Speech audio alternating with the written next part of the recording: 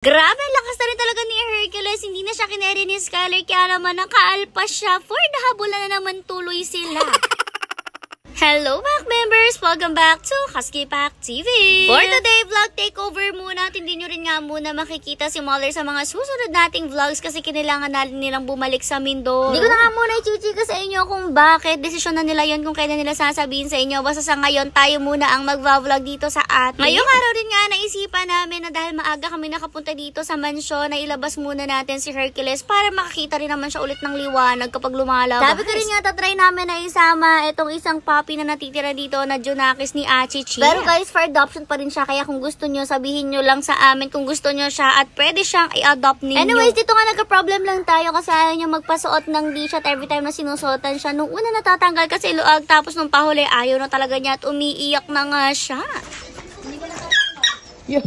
Hindi rin nga siya sanay kasi na nilalagyan siya ng leash kaya naman ganun na rin yung naging reaction niya. Sayang tuloy yung plano pa naman ay si Skyler yung magdadala doon sa puppy na yun dahil mukhang kaya naman niya dahil napakalit naman ni puppy. Dito nga tinry namin na ipakita sa kanya na nakaleash din si Hercules pero talagang takot na takot pa rin siya kaya naman hindi na rin namin siya pinilit baka nga ma-stress pa. Si Hercules na lang rin nga yung isinama namin at ayan kita nyo naman ang bata tuwang-tuwa kay Hercules dahil yan talaga ang favorite niya habang ang isang puppy ayan nakatago na sa mga motor. Todo iyak pa nga siya dyan kasi tumago siya tapos naipit yung tali niya. Kala niya tuloy hinihila kaya tinanggal na rin ni Kuya Edmar nyo yung tali niya sa kanya para hindi naman na siya ma-stress dahil halatang ayaw na ayaw rin naman niya. Imbes tuloy nakasama siya, iwan tuloy siya dito sa loob na ko, hindi tuloy siya nakapag-run. Dati naman hindi talaga siya nakakalabas dito. Ang ending tuloy si Hercules lang at si Achichi ang kasama natin at tinry rin nga ni Kuya Edmar nyo na tawagin siya para maisama nga kahit hindi siya nakatali pero ayaw na rin niya lumabas at natakot na nga siya. Kaya naman nag-walk na rin tayo nito ni Hercules at super saya nga nito kasi lately nga kapag lalabas siya gabing-gabi na sobrang dilim na. Tapos halos isang linggo na rin nga nakapaglalabas siya. Dito na lang siya sa office area pinalalabas dahil naabot na nga siya ng dilim. Tapos ngayon nga lang ulit siya nakalabas ng maaga kaya naman talagang sinulit niya, tubakbo-takbo siya at nagsuot rin nga siya sa kung saan-saan. Syempre kasama rin ang mga chaperon ngayon. Napakarami naming sumama kay Hercules ngayon dahil ngayon lang ulit kami makakalabas din dito. Eto rin nga naging itsura na ni Hercules dahil kung saan-saan siya nagsusuot at na-enjoy niya labas niya ngayon. Haya napakarami na tuloy niya mga nakadikit-dikit sa balahibo niya na galing sa damuhan. Nagkaroon pa tuloy tayo ng stopover dito kasi tinry ni Kuya Sermer niya na tanggalin as much as possible yung mga nakadikit dahil syempre uncomfortable rin yan para sa kanya. Mukha nga lang mas uncomfortable dahil talagang may batang nangungulit at nangahalik dyan kay Hercules. O diba ang bait kasi ni Hercules kaya naman love na love rin siya ng mga kids talala nung at sobrang fluffy rin niya. Tinry rin nga namin na si Skyler na yung maghawak kay Hercules kaso bigla siyang tumakbo. Buti na lang nga nabitawan lang ni Skyler hindi siya nadala kasi talagang for the run na si Hercules dyan at naghabulan sila ng Kuya Sermer niya. Buti na lang nga hindi talaga full force ang pagtakbo ni Hercules kaya naman kineri pa siyang abutin ng kanyang kuya. Buti na lang din hindi rin naman delikado kung makakawala itong si Hercules dahil very behave lang din naman siya at siguradong uuwi rin siya sa bahay lalo na at uhaw na rin siya ng mga panahon na to sa sobrang init. Imagine yung 4:30 na nito at mag-alas 5 na pero yung init grabe sobrang tik-tik pa rin talaga at napakasakit pa sa bala. Bago nga makauwi na ko talaga nag-stop over pa si Hercules dyan ng pagpupo. Ay grabe naman talagang hindi pa sa loob pumupo diyan pa talaga sa labas. Doon makarating naman sa mansion grabe hingal na siya nito at diretso uwi na rin siya para makapahinga nga at syempre for the inom na rin siya ng tubig dyan. Kahit rin nga bukas yung gate hindi na sumunod ang puppy na to mukhang natakot na nga talaga siya anak ko talagang hindi na yan lalabas uli.